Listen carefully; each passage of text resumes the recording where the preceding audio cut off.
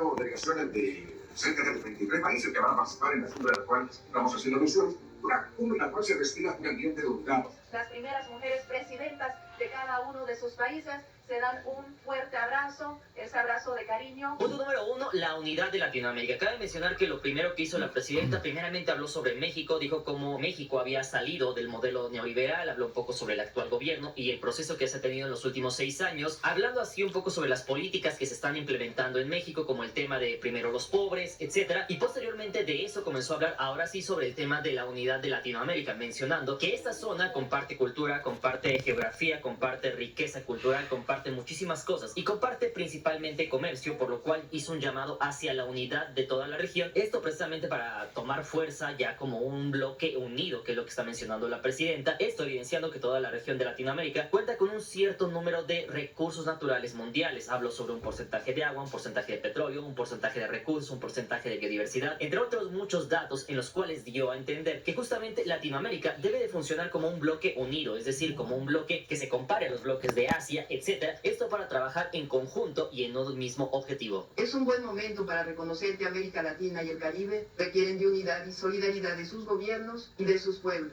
a fin de fortalecer una mayor integración regional. De hecho, un dato interesante es de que hizo un llamado o invitó a los presidentes que estaban presentes ahí, porque por ejemplo fue el presidente Lula da Silva de Brasil, el presidente Bernardo Arévalo de Guatemala, el presidente Canel de Cuba, el presidente de Uruguay, entre muchos otros que estuvieron presentes, y justamente ahí les hizo una invitación diciendo que se creara una convención, es decir, una cumbre para tratar el tema del bienestar de Latinoamérica. No se habló más al respecto sobre qué puede tratar, pero precisamente se hablaría tal vez de una cumbre que se lleve a cabo cada año, en el cual puedan hablar de cómo cada vez incentivar el comercio más entre esta zona, cómo detener un poco el tema de la migración, entre otros muchos aspectos en los cuales lo único que nos deja ver la presidenta de México es de que México cada vez está liderando más la zona, es decir, hasta hace algunas 2-3 décadas, México solamente se relegaba a estar con Estados Unidos y dejaba de lado a Latinoamérica. No obstante, en los últimos años, lo que hemos visto es que México ha volteado a Latinoamérica. De hecho, justamente hace unos 10 años, el presidente Lula da Silva de Brasil, cuando estaba en su primer mandato, había mencionado que México tenía que voltear a ver a Latinoamérica, tenía que voltear a ver a Sudamérica, Centroamérica, que no solamente se quedara con Estados Unidos, sino que volteara. Ahora México está volteando y todo parece indicar que México es pieza fundamental y uno de los países que está liderando la zona y que está levantando la mano para liderar a toda la zona de Latinoamérica. El día de hoy tengo una propuesta para ustedes. Les invito que la CELAC convoque a una cumbre por el bienestar económico de América Latina y el Caribe para hacer realidad una mayor integración económica regional. Posteriormente habló un poco sobre el tema del norte, empezó a hablar sobre el tema de la migración, justamente algo que ya hemos escuchado en sus mensajes y sus discursos, donde ha mencionado que justamente el tema de la migración es algo que no se tiene que hacer. Hizo un llamado al no racismo, al no clasismo, entre muchas otras cosas, además de mencionar de que lastimosamente muchos de nuestros paisanos y de personas de Latinoamérica tienen que emigrar hacia el norte del continente, en este aspecto México, Estados Unidos, Canadá, en los cuales mencionó que justamente hay que atender las causas, es decir, hay que irse a la raíz del problema, como por ejemplo que ninguna persona tendría por qué viajar hacia otro país al norte si en su país las cosas estuvieran bien. Lastimosamente en Latinoamérica tenemos ese problema, que aún nuestros países no están completamente desarrollados, por lo cual muchas personas tienen que emigrar a otros países. Nuestra posición histórica ha sido que la forma más humana y con mayores resultados es la de atender las causas estructurales de la desigualdad, desempleo y violencia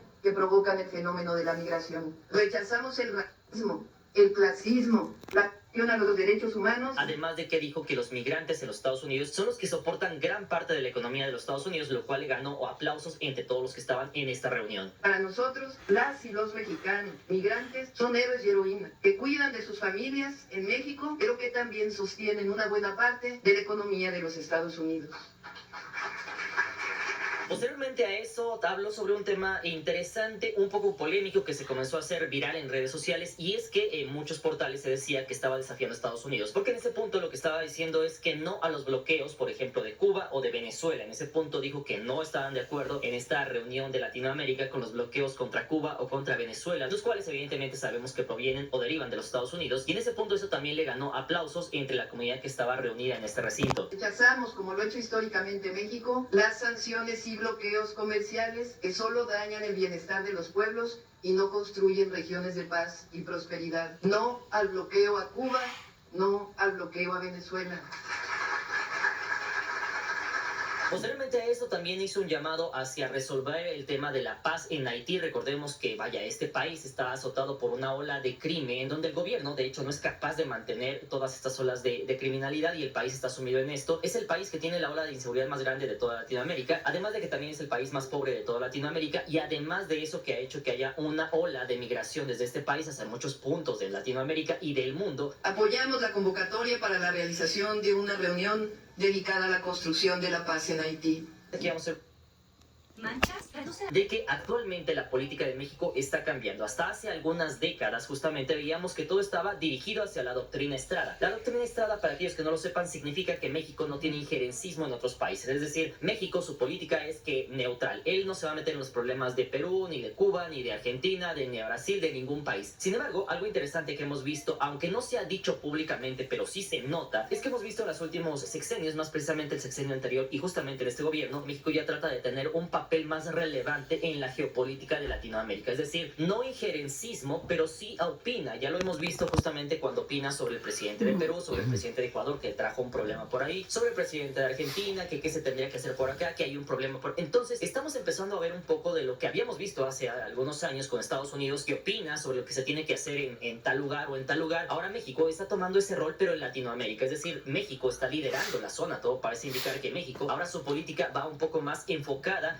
hacia salir de sus fronteras y comenzar a tratar temas de otros países, es decir, darle apoyo a algunos países que lo necesitan, brindarle herramientas a otros países, pero de esa forma su política comienza a ser un poco más globalista, o eso es lo que se logra ver. Sin embargo, aquí lo más importante es que ustedes me pongan en la parte de los comentarios qué opinan sobre eso. ¿Lo perciben de la misma forma que México ya cada vez está liderando más a la zona y de esa forma pues empieza a opinar sobre lo que está pasando en tal país, opina sobre lo que está pasando por acá, tiene más relevancia a nivel Latinoamérica, o por otro lado simplemente son palabras, pero que México simplemente sigue enfocado en los Estados Unidos? Ustedes déjenme saber en la parte de los comentarios. Como la primera mujer presidenta de México, un país extraordinario, con un pueblo glorioso, les comparto que en México hemos aprendido que frente a la adversidad siempre hay la esperanza. Y la esperanza hoy es la unidad. Cabe mencionar que después de todo esto, que fue un mensaje de alrededor de unos 5 minutos, hizo un llamado a la unión de Latinoamérica y terminó con la frase de viva Latinoamérica y viva el Caribe. Que viva América Latina y el Caribe. De hecho, cabe mencionar como dato curioso, ya para ir terminando con este tema, de que la presidenta de Honduras, en este caso Xiomara Castro, era hasta el día de hoy la presidenta de la CELAC. Sin embargo, lo que se va a hacer ahora es que se le va a dar la presidencia del CELAC a el presidente Petro de Colombia, justamente, y es motivo por el cual aparece en la foto, ya la foto que se toman todos, aparece al centro la presidenta de la CELAC, es decir, Xiomara Castro. Algo muy interesante es que aparece a su lado la presidenta de México, lo cual demuestra que tienen una muy buena relación estos dos países, y del otro lado aparece el presidente Petro de Colombia, que se va a convertir en el próximo presidente, y al lado se encuentra el presidente de Brasil. Es decir, al centro están los presidentes de la CELAC y al centro también, de un lado y de otro, se encuentran los dos países más importantes de la región, en este caso tanto Brasil como México.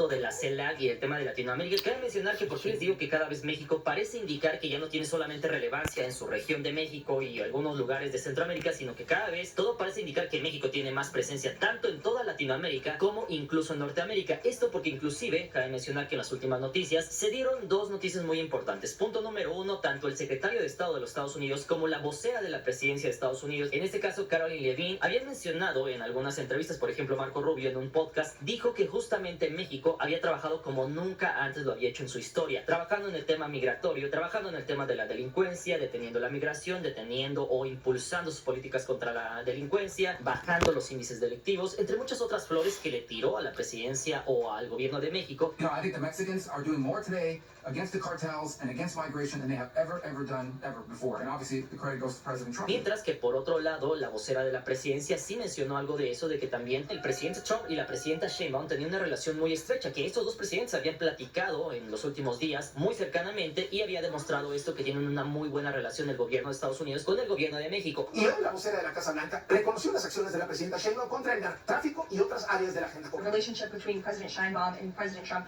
is quite good, and I think both world leaders would tell you that the president has been engaged directly with President Sheinbaum on a number of different topics. Esto incluso llegando al tema del día de ayer, cuando justamente en las redes sociales del presidente Trump postea o retuitea un spot del gobierno mexicano, algo que nunca habíamos visto, yo no recuerdo que hubiera pasado, en el cual ponen tal cual la campaña contra las sustancias ilegales aquí en México, la cual ya hemos visto en medios y todo ello, pues la repostea, o sea, ni siquiera la rebandearon, ni siquiera la volvieron a grabar, simplemente el presidente la tomó como estaba y la pone en sus redes sociales. Y se veía justamente cómo estaba la campaña de México, o sea, tal cual, igualita, estaba ahí, estaba subtitulada, pero la habían dejado completamente igual y al final aparecía el número al cual podría llamar en México y también al final aparecía Gobierno de México. Esto no posteado en ningún lugar, sino posteado en las mismas redes del presidente Trump. Fentanyl kills.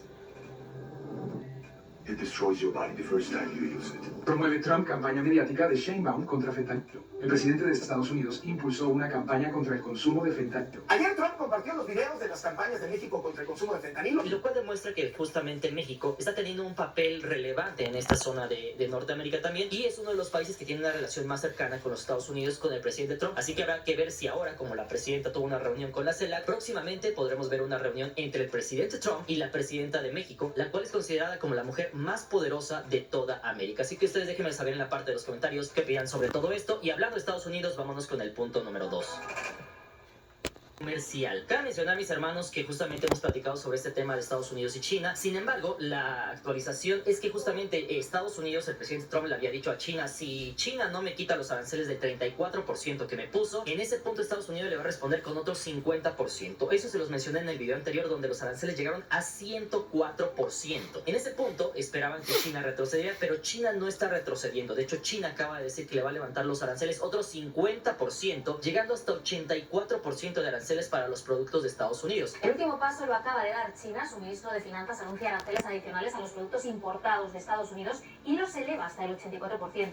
China le respondió a Estados Unidos con aranceles adicionales al 50%, lo que ya sumaría un gravamen del 84% de los productos estadounidenses. Y justamente esto, como era de esperarse, atrajo lo que es la ira del presidente Trump, el cual mencionó justamente en un tuit, e incluso lo podemos ver en su Instagram personal, ahí donde aparece, que justamente todos los países se les va a dar una prórroga de 90 días para los aranceles, es decir, a partir de aquí, 90 días, se les van a estar bajando los aranceles. Aquellos que ya tenían 10%, como Argentina, como Brasil, etcétera, van a seguir con su 10%, pero aquellos que tenían más, como Japón, como Vietnam, etcétera, se les van a reducir a 10%, a excepción de China. Es decir, ahora la guerra comercial es completamente frontal entre Estados Unidos y China, y hasta el día de hoy la última información que se tiene es que Estados Unidos tiene un arancel de 84% en China, mientras que China, a sus productos, una vez que lleguen a los Estados Unidos, van a tener un arancel de 125%. Donald Trump congela en el 10% durante 90 días los aranceles de Estados Unidos a aquellos países que se han puesto en contacto con la Casa Blanca, ha dicho en su red social. La excepción no incluye a China, al que le imponen una tasa del 125% con efecto inmediato. Y obviamente esto trajo buenas noticias en el sector económico, pues obviamente la bolsa de valores, al ver que se habían aplazado los aranceles por 90 días, la bolsa de Estados Unidos se recuperó cerca de un 7%. Miren qué impresionante, en los últimos 30 minutos, desde que el presidente Donald Trump anunció que estará pausando los aranceles a todo el mundo por 90 días, la bolsa de valores ha aumentado por 7%. Ahora bien, habrá que ver qué repercusiones tiene todo esto de las subidas, bajadas del mercado, porque justamente apenas el día de ayer el presidente Trump participó en un evento del Congreso, donde justamente habló sobre muchas cosas, pero prácticamente dijo dos muy importantes. Punto número 1, dijo, yo sé lo que estoy haciendo y ustedes también saben lo que están haciendo porque votaron por mí. I know what the hell I'm doing. I know what I'm doing. And you know what I'm doing too. That's why you vote for me. Y número 2, dijo algo que efectivamente se hizo viral en las redes sociales, en la cual dijo que más de 50 países estaban llamando para tal cual, literalmente, besarle el trasero al presidente Trump y decirle que le bajara los aranceles. These countries are calling us kissing my ass. They are dying to make a deal. Please, please, sir, make a deal. I'll do anything. I'll do anything, sir. Ahora bien, algunas de las secuelas que vamos a poder ver en próximos meses en dicho caso de los aranceles, eso prácticamente se va a ver en Estados Unidos. Y estamos hablando de un ejemplo sencillo. Por ejemplo, Apple, la empresa de celulares, cabe mencionar que sus equipos van a tener una subida de precios. Por ejemplo, se estaban mencionando en redes sociales como un iPhone, por ejemplo, en Estados Unidos, podría salir alrededor de $1,300. Sin embargo, una vez de los aranceles que se habían impuesto a China, estos podrían subir hasta los $2,300. En Estados Unidos, con los aranceles, el modelo más económico pasaría de 600 a 850 dólares y el más caro de 1.500 a los 2.300. Esto llevando a noticias como las que estamos viendo en pantalla, en las cuales se dice que Apple está trayendo aviones, es decir, cargamento tras cargamento, desde China y desde la India hacia Estados Unidos, esto para tratar de evitar toda esta ola de aranceles y así evitar la catástrofe, porque obviamente muchos de sus equipos se encuentran en estas fábricas. No podemos olvidar que Foxconn, la empresa que fabrica los iPhones, la gran parte de sus empresas se encuentran precisamente en China y obviamente tienen que tratar de sacar todas esas piezas de China para traerlas hacia los Estados Unidos. La compañía Apple ha estado llenando avión tras avión tras avión de iPhones y de otros productos de Apple y volándolos de India y China hacia Estados Unidos.